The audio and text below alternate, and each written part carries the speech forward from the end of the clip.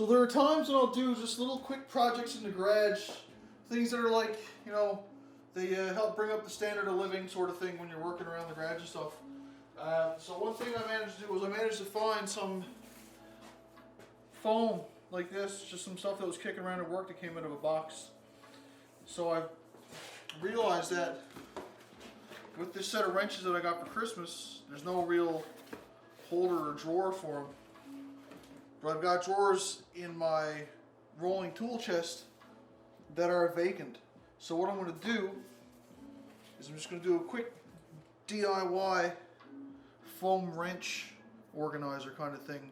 So essentially all I'm doing is I'm taking my wrenches, laying them out in order, and I'm just going around them with a blue Sharpie like so, just to give a quick outline. So what I'm going to do, once they're outlined, I'm going to come back, take all these wrenches off. You'll see where the outlines are there, hopefully. So we'll cut out those outlines, we'll lay this foam right into our drawer, and then we should have spots where we can drop our wrenches in and keep them all organized. So let's get down to business.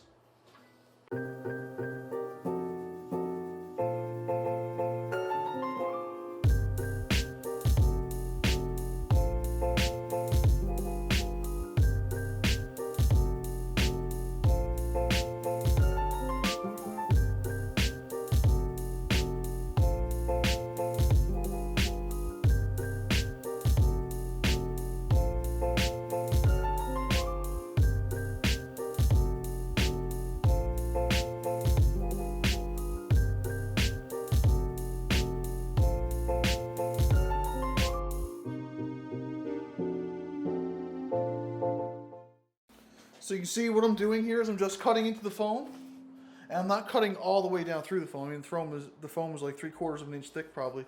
But I'm just cutting down into, say, a few millimeters.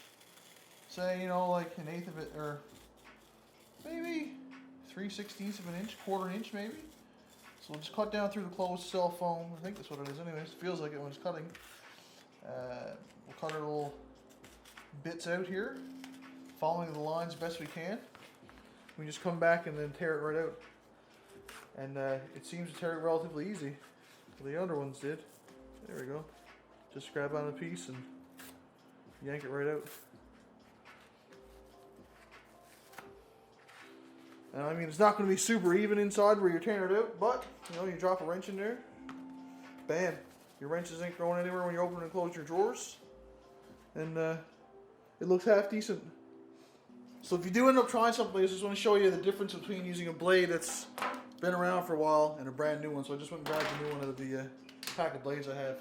And the difference is astounding. As soon as you get into the material, it literally just glides through.